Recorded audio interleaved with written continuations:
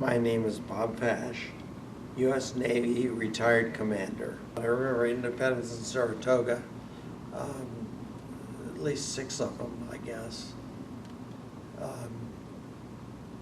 One time as plane guard, we had to pick up the helmet of a pilot whose plane crashed on landing.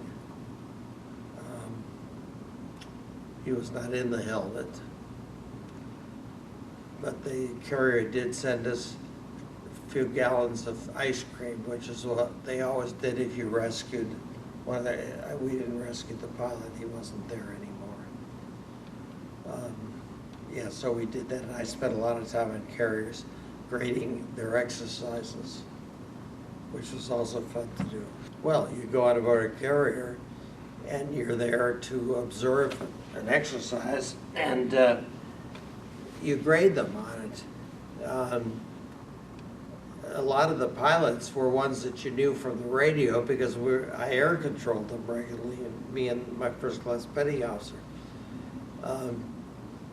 But it was kind of different because half the time trying to go back to the state where you were in, you'd get lost.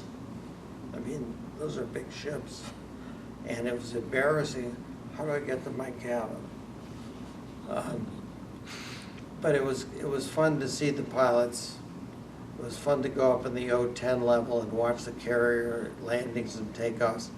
Greatest adult game in the history of the world, watching those planes land and take off.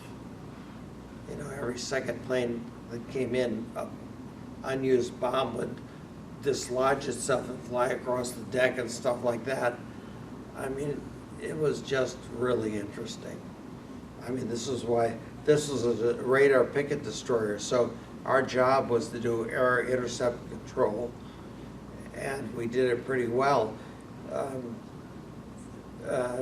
Well, we went to the Med, which is like 2 weeks after I went on board. We did so well that when we came back, the Navy sent me and my first class radarman to, I think it was Dam Neck, Virginia, as an honor from winning all the contests we had to fly to air control the first F-4 Phantoms in the U.S. Navy.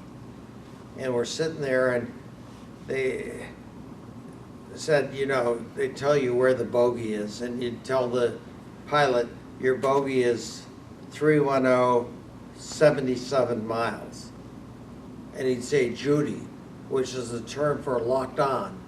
And I turned to my first class and I said, Jesus, we've just become unemployed.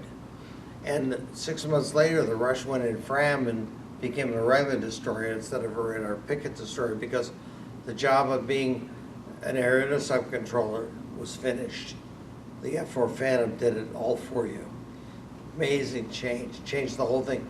We used to sit there with an FAU and say, your bogey is dead ahead 3 inches. No joy, no joy.